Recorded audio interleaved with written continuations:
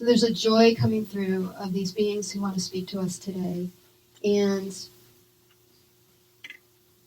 they're excited to talk to us about our ability to make choices and how our power lies in our ability to make choices. One of the things that the Federation of Councils always talks to me about is our freedom of choice, and the fact that this planet is a planet of freedom of choice, which makes us, it's like it's a huge gift. And within that gift lies our power, because we are constantly in a mode of making the simplest choices and making the most complicated or complex choices. And all of those create our environment and our experiences.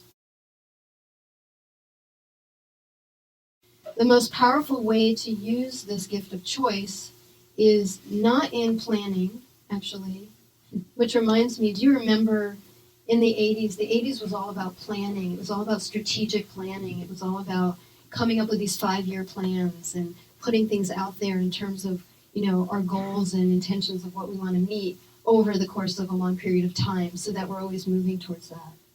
And whereas that in concept is important, we do want to have sort of this overarching belief system or a set of intentions of who we want to be and where we want to, what we want to sort of accomplish and where we want to get to.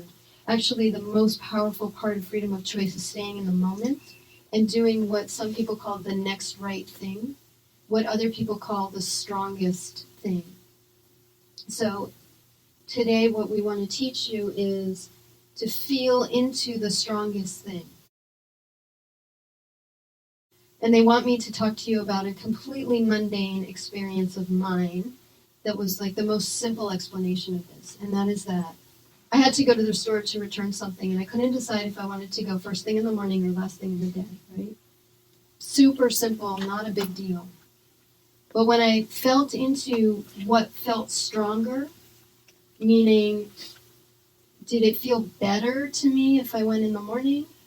Or did it feel better to me if I went in the evening and I felt into that energy? And it felt like going in the evening felt stronger. I don't know how else to say it. Stronger, more powerful, more connected, like something clicked. And that's the decision. It's the better energy. And that's all we need to do to make our choices and our decisions on any given day and any given moment.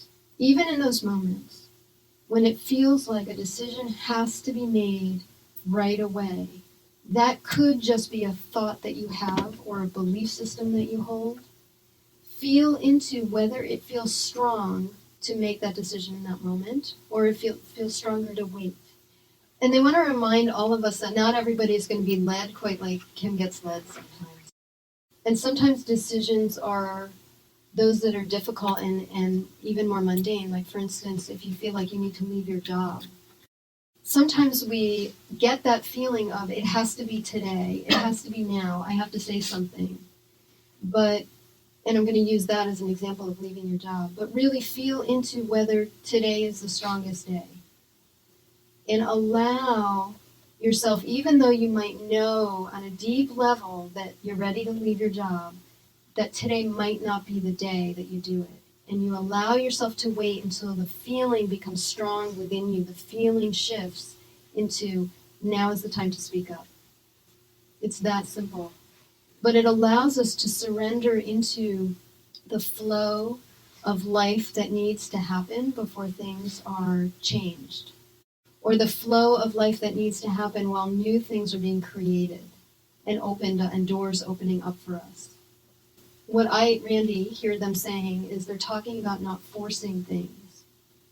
And that there's a lot of power that we have over watching and waiting and not forcing anything and waiting until the moment is perfect like that, right?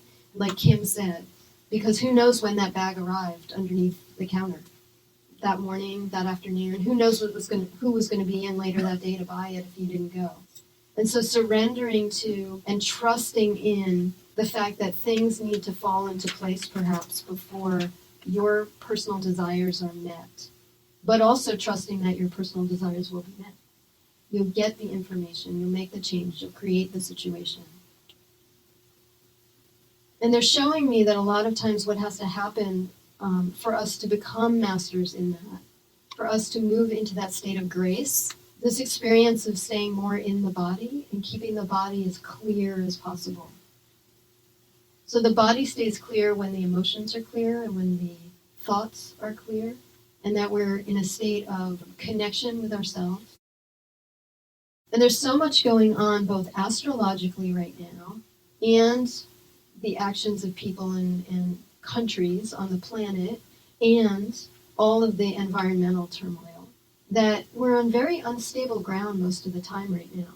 Very unstable ground.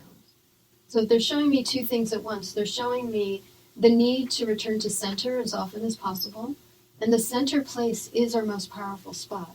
Because not only are we connected through our energy fields out and out and out and out to divinity, our bodies start with the physical body, works through the astral, the emotional, the mental, the spiritual, and then out into the I Am presence. And so we're connected with divinity all the time. We are an aspect of that.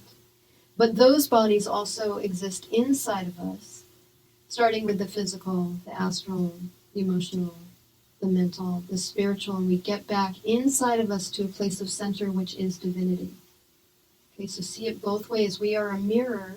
Internally, we are a mirror of externally what's going on energetically around us.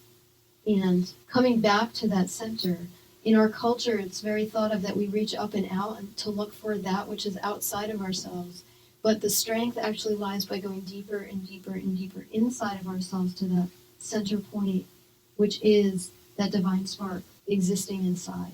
And we go back to that as often as possible. And by developing a practice where we turn inward more and more to trust that point, even if our external environment doesn't look the way we think we want it to look or the way we think it should look, even if our body's hurt, even if we're experiencing difficulty at home, difficulty at work, or wherever, we turn inward more and more deeply to touch that point where everything stops, everything gets very, very quiet. It's beyond faith and it's beyond trust, because trust is sort of an active thing that we do. We decide to trust. We decide to have faith. This is about going into that which is this unmistakable truth about who we are, and the truth that we are in exactly the most perfect spot for what we need to experience, regardless of how we think about that experience.